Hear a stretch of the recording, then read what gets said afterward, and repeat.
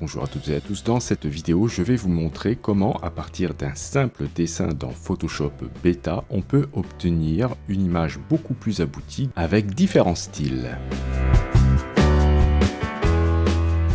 On va commencer par faire un document de 1024 pixels de côté avec un arrière-plan blanc et on clique sur créer. Alors pourquoi 1024 de côté? Parce que remplissage génératif fonctionne dans cette taille. Alors évidemment on pourrait faire un document plus grand, ça fonctionnerait aussi, mais le problème c'est que l'image générée, elle, ne sera pas de bonne qualité.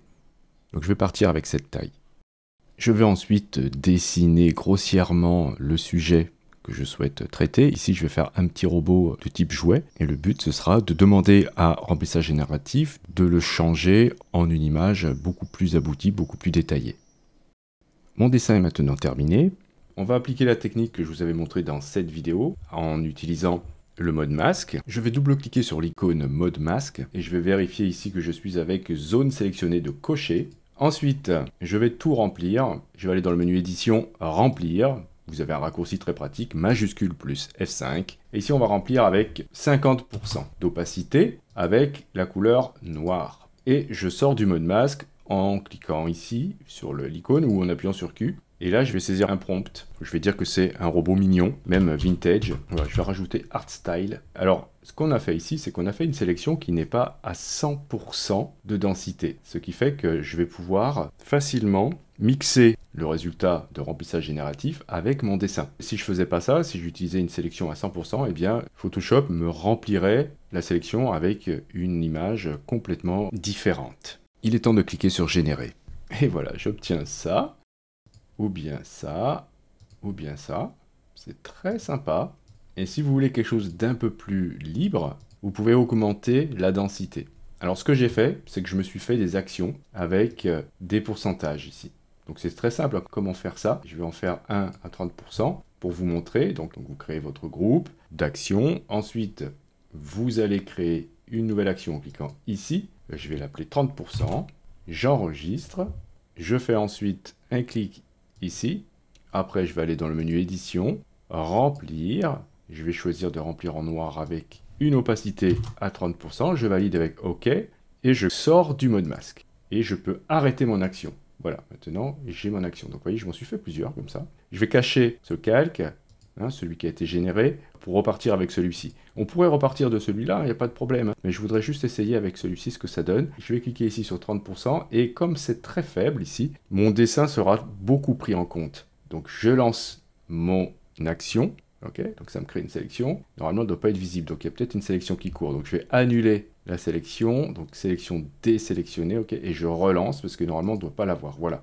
On la voyait parce qu'il y avait déjà une sélection à 30%, ça s'est ajouté. Donc c'est normal que je ne la vois pas. Et ici, je vais retaper mon prompt. Vous voyez, quand vous utilisez une faible opacité, vous allez beaucoup vous appuyer sur votre dessin de départ. Donc c'est pas que c'est pas intéressant, mais j'aurais voulu que ce soit un petit peu plus, on va dire, un peu mieux que ça, quoi. Donc ce que je vais faire, je vais recommencer, juste pour vous montrer que maintenant, au lieu de partir avec 50%, si je prends 60%, donc l'avantage d'avoir fait évidemment des actions, c'est que je peux facilement faire ma sélection. Je n'ai pas à chaque fois repasser en mode masque, etc., etc. Je pourrais même créer une action complète qui me permet de faire un remplissage avec un prompt en particulier. Et c'est tout à fait faisable. Voilà, là c'est déjà un petit peu plus intéressant. Enfin en tout cas, ça s'éloigne de mon dessin. Je vais vous montrer une autre technique qui nous permet d'affiner le résultat en modifiant progressivement la densité. Je vais changer légèrement le prompt et je vais commencer avec 50%. Je clique sur l'action pour la lancer et je vais ensuite cliquer sur remplissage génératif et je vais maintenant demander dans le prompt une photo plutôt que quelque chose de dessiné. Alors je vais obtenir des choses comme ça, comme ça. Celui-ci j'aime bien, les autres non. Alors bien sûr, si vous n'êtes pas satisfait, vous pouvez à tout moment régénérer. C'est ce que je fais là. Alors ça me plaît pas du tout. Celui-ci c'est sympa. Je vais recommencer. Celui-là j'aime bien. Celui-là aussi. Alors, je vais essayer celui-ci. Comment je vais faire pour ajouter un peu de détails? Eh bien, je peux faire une sélection à 40%, taper le même prompt. Voilà, vous voyez, ça a ajouté des détails, un petit peu. Donc, on part de ça pour aller vers là. Donc voilà, c'est un moyen d'ajouter des détails. Et je peux continuer, alors cette fois-ci avec 30%, et ça affine encore. Voilà, on est parti de celui-ci. Je l'ai affiné une fois, 2 fois. Alors on peut essayer de faire ça avec par exemple, voilà, une espèce de vase comme ça qui a été fait vraiment extrêmement rapidement. Vous voyez, c'est très moche. Je peux donc à nouveau faire appel à une sélection, on va dire 60%.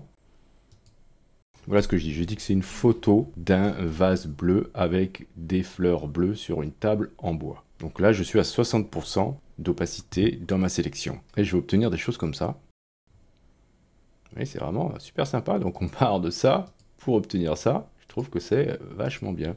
Alors on peut faire la même chose avec ça. Toujours à 60%. Je trouve que ça, soit entre 70 et 60%, ça marche bien. Donc, je vais indiquer ici photo de plantes sur une table. Et voilà, incroyable. Donc quand vous avez une idée, quand vous avez besoin de quelque chose, il suffit de le griffonner vite fait. Et grâce à remplissage génératif, vous allez pouvoir obtenir quelque chose de pas mal qui pourra servir à illustrer un article, peu importe votre blog ou votre Instagram, j'en sais rien.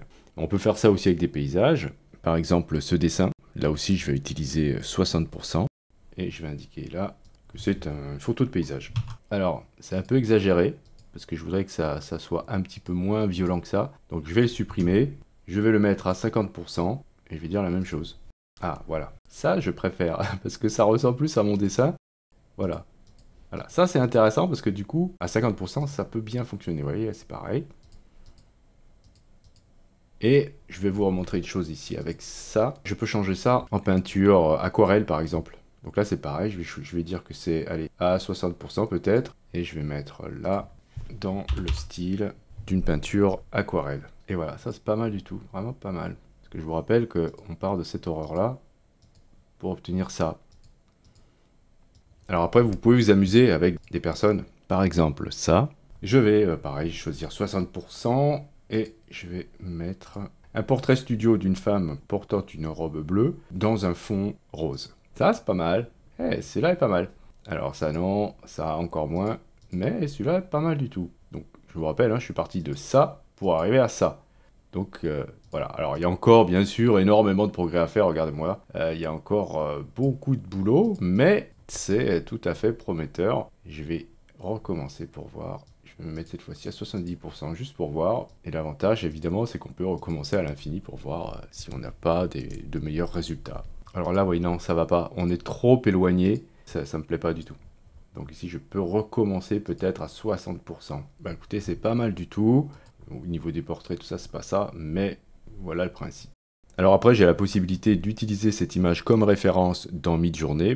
On sort de Photoshop, mais c'est pour vous montrer que cette image-là qui a été générée dans Photoshop avec remplissage génératif nous paraît déjà pas trop mal, même s'il y a énormément de choses à corriger. Eh bien, je peux m'en servir comme référence dans Midjourney et Midjourney est capable de me générer ça. Et là, on est carrément dans un autre monde. Donc c'est pour vous dire que, ok, Photoshop, c'est très bien, mais on a encore beaucoup de chemin pour arriver à ce niveau de réalisme. Alors peut-être que ça viendra, moi je pense que ça viendra, mais on n'en est pas encore là. Mais de toute façon, vous pouvez toujours utiliser Adobe Firefly pour faire ce que je vous ai montré. Et ensuite, si vous avez la chance d'avoir un abonnement Midjourney, eh bien vous serez capable de faire ça. Je vous remercie d'avoir suivi cette vidéo. Si vous avez des questions, n'hésitez pas à le faire dans les commentaires. Si vous souhaitez soutenir cette chaîne, vous pouvez cliquer sur j'aime, c'est hyper important. Ce n'est plus la peine de cliquer sur Utip parce que ça a fermé, mais j'ai un Tipeee. Si vous souhaitez m'encourager à continuer, vous pouvez participer à cette chaîne. Si vous n'êtes pas abonné, vous pouvez cliquer sur abonnez-vous. N'oubliez pas la petite clochette pour être averti des prochains cours, des prochains tutos. Justement, on se dit à la prochaine pour un autre cours, pour un autre tuto.